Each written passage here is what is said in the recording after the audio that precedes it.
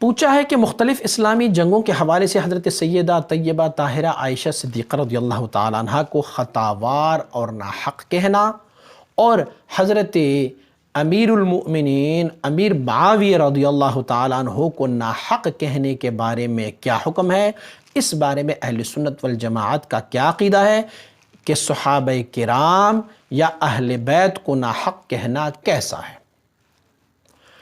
امام اہل سنت الشاہ احمد رضا خان بریلوی رحمۃ اللہ تعالیٰ علیہ، اسی طرح امام اہل سنت امام ابو منصور ماتریدی رحمۃ اللہ تعالیٰ علیہ، اور امام اہل سنت حضرت مجدد الفسانی رحمہ اللہ الباری، امام اہل سنت جناب سیدنا امام ابو حنیفہ رحمۃ اللہ تعالیٰ علیہ، ان سارے بزرگوں کا عقیدہ یہ ہے، اور اہل سنت والجماعت کا بھی عقیدہ یہ ہے کہ صحابہ کرام کی آپس میں جو مناقشات و مشاجرات ہوئی ہیں اس میں سے دونوں فریق جو ہے ان کو ثواب ملا ہے، کیونکہ دونوں کے درمیان جو بھی کچھ ہوا ہے وہ ایک خطائے اجتہادی کے طور پر ہوا ہے، اور مجتہد جب اجتہاد میں حق تک پہنچ جائے تو ان کو دو ثواب مل جاتے ہیں، ایک اجتہاد کی ثواب جو انہوں نے اجتہاد کیا ہوا ہے، دوسرا حق تک پہنچنے کا ثواب،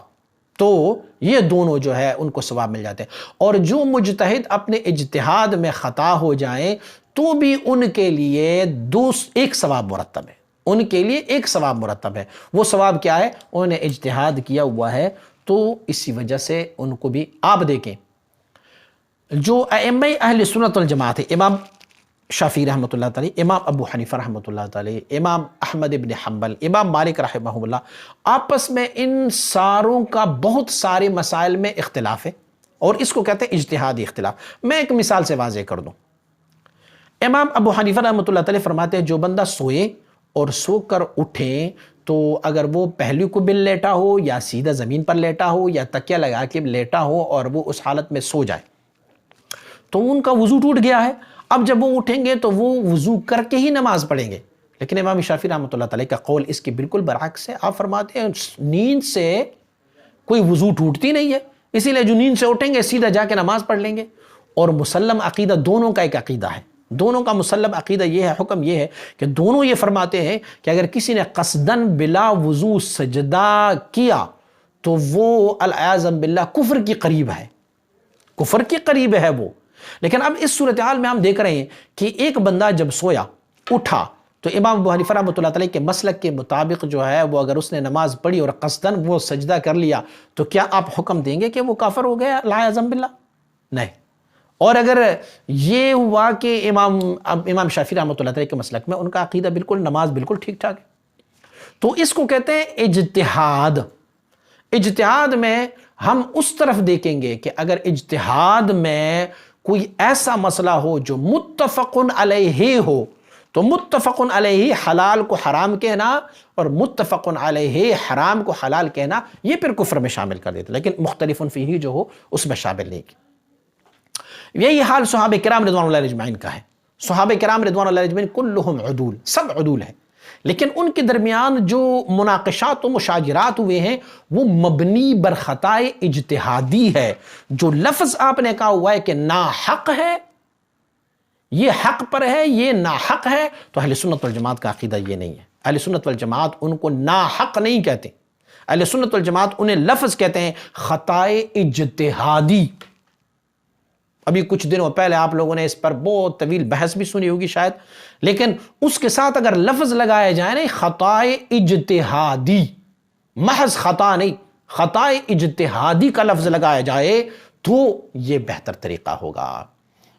اچھا، ایک بات میں آپ کو اور بتاؤں، کیا قیامت والے دن آپ سے پوچھا جائے گا کہ امام سیدنا علی المرتضیٰ رضی اللہ تعالیٰ عنہ اس میں برحق تھے یا ناحق تھے العیاذ باللہ، یا سیدہ عائشہ رضی اللہ تعالیٰ اس پر حق میں تھے یا ناحق میں تھیں العیاذ باللہ؟ قیامت والے دن آپ سے پوچھا جائے گا؟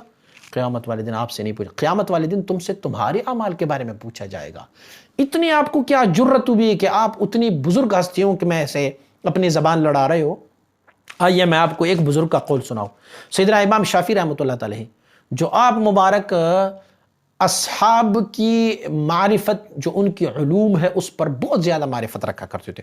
آپ مبارک سے کسی نے پوچھا کہ ان صحابہ کرام کے مشاجرات اور مناقشات کے بارے میں آپ کا کیا فرمان ہے؟ تو امام شافعی رحمہ اللہ الباری آپ مبارک نے ایک پیارا سا جملہ عنایت فرمایا۔ آپ نے فرمایا جیسے کہ اللہ رب العزت نے ہماری تلواروں کو ان کی خون سے بچایا ہے، رب کائنات ہماری زبانوں کو ان میں سے بات کرنے سے بھی ایسے ہی بچائے رکھے۔ وہ کلہم عدول، سب عدول ہے۔ ان کے درمیان جو اختلافات آئے ہیں، جو مناقشات آئے ہیں، جو مشاجرات آئے ہیں، ہم ان میں سے کسی کو ناحق کا لفظ استعمال نہیں کر سکتے۔ ہم انہیں کہیں گے ایک کو خطائے اجتہادی ہوئی تھی، اس خطائے اجتہادی کی وجہ سے ان کی یہ مسائل ہو گئی ہیں۔ اور اللہ رب العزت نے ان بزرگوں کو، ان اللہ کے بندوں کو وہ سند عنایت فرمایا ہے کہ رضی اللہ عنہم ورضوا عنہ، اللہ ان سے راضی ہے اور یہ اللہ رب العزت سے راضی ہے۔ آپ میں سے کوئی بھی بندے کو یہ زیب نہیں دیتا، ہم میں سے کسی بندے کو، کہ صحابہ کرام رضوان اللہ علیہم اجمعین کو ناحق کہیں، کسی بھی شخصیت کو ناحق ہم نہیں کہہ سکتے۔ ہاں، خطائے اجتہادی کا لفظ ہم کہہ سکتے ہیں۔ جو لوگ ان کو ناحق کہتے ہیں وہ بذات خود گمراہ ہے، کیونکہ رب کائنات نے ان ساروں کو حق پر پیدا فرمایا ہوا ہے۔ یہ کانو مع الحق، وہ سب حق پر تھے اور حق کے ساتھ تھے، تو ان کو ناحق کہنا بھی گمراہی ہے، ضلالت ہے، یہ گمراہی ہے۔ کسی بھی صحابی کے حق میں ناحق کا لفظ یہ گناہ ہے، ان کی شان میں گستاخی ہے، ان کی شان میں یہ بے ادبی ہے۔ مزید ویڈیوز کے لیے ہمارے YouTube چینل کو سبسکرائب کریں اور بیل آئیکن پر کلک کریں۔ جزاک اللہ۔